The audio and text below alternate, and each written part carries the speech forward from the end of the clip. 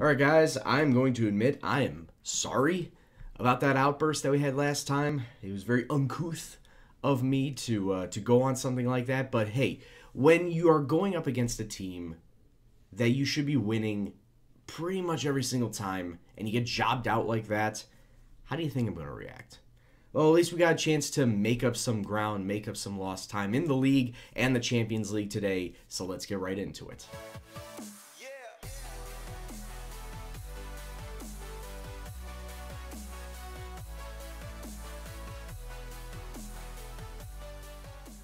What's up, peoples? It's Gendo here, and welcome back to the Basque Boys. As always, if you are still enjoying the series, please go and drop it a like. Now, today, we got ourselves the second match versus Red Bull Salzburg, as well as taking on Granada in the league. But before we get to that, of course, we got to go over how we've been faring in the league, as well as the first match with Red Bull Salzburg. And the theme of this run has been injuries. We've been getting guys with niggling 2 to 3 week injuries here and there, so we had to have a lot of rotation in this run. But even then, 4 wins out of 5, with our only loss coming against Barcelona. 2-1 at the death. Rafinha getting the goal that put Barcelona on top in that. But then, like I said, even though with all those injuries, coming away with 4 wins, not bad whatsoever. Following our last live com, Celta, a 4-1 demolishing at home with Bautista, and Iturraspe getting the goals there. Against Red Bull Salzburg, the first time away from home, we got a 3-1 win. Balenciaga, Bautista, and then an own goal by a Red Bull player. And like I said before, the 2-1 loss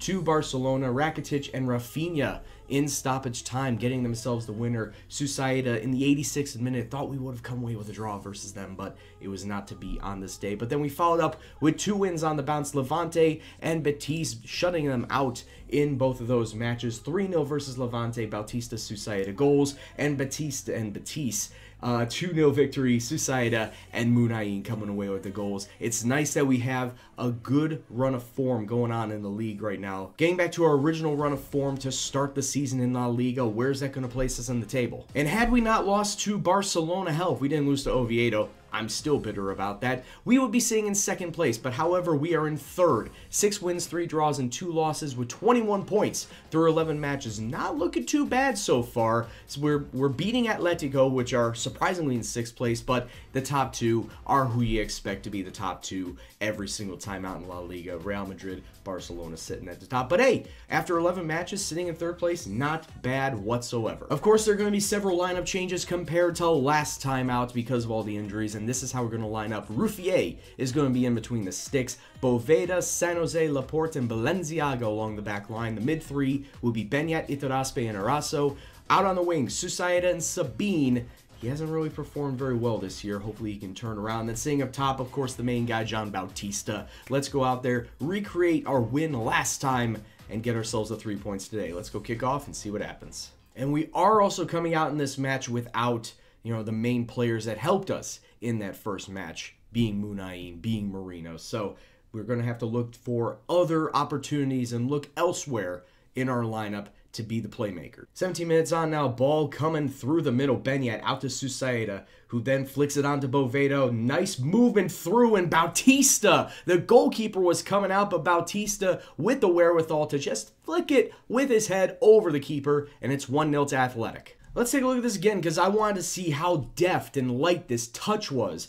Nice cross in from Boveda. Bautista recognizes the goalkeeper's coming off his line. A very light touch over the top of his head and into the back of the net. 1-0 to the club. Boveda once again inside of Bautista, but he's being mugged. He's being extremely mugged, but he finds a way around 2 defenders to pass it to Javier Arasso. And just like that, we double the lead. 20 minutes on, it's 2-0 to Athletic Bilbao. Let's take a look at this again. Bautista, he's being mugged by 2 guys. Tried to take it on first time, was blocked, and then somehow got around to make the pass to Arasso. Wide open net. Throw in, nice interception by Beñat, sees the running Bautista, can't break through the line. Great passing, gets it hit to Sabine. Sabine, that was a mistake by the goalkeeper because that was directly at him. That was shot directly at him. I don't know if it went under him, to the side of him, whatever. It's 3-0 to Athletic Club before halftime, and we are sitting pretty. Nice pass from Arasso to Sabine.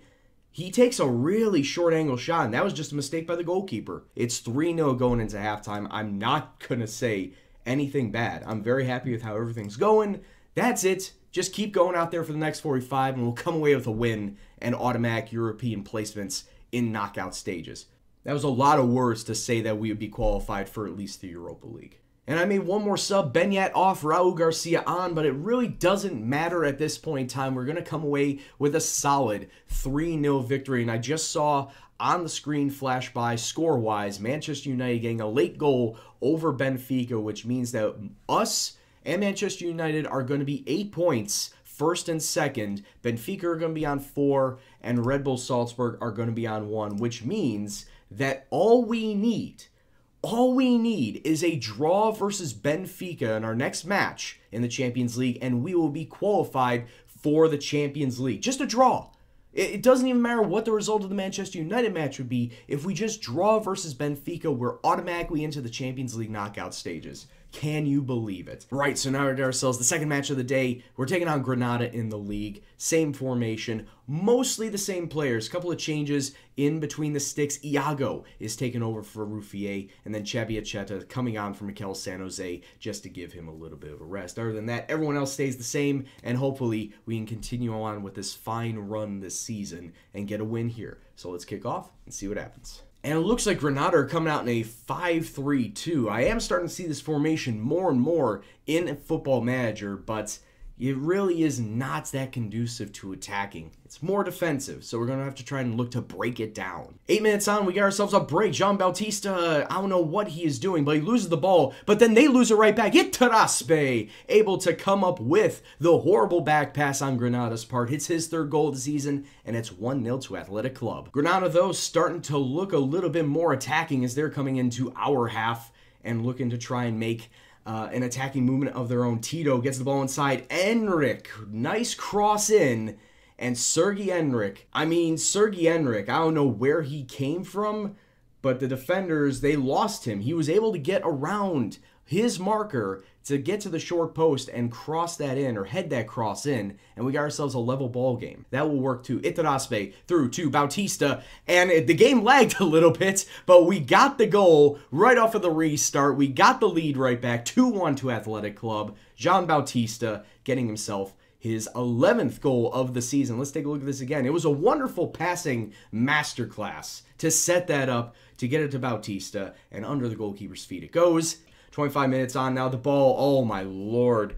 This is exactly what happened last time.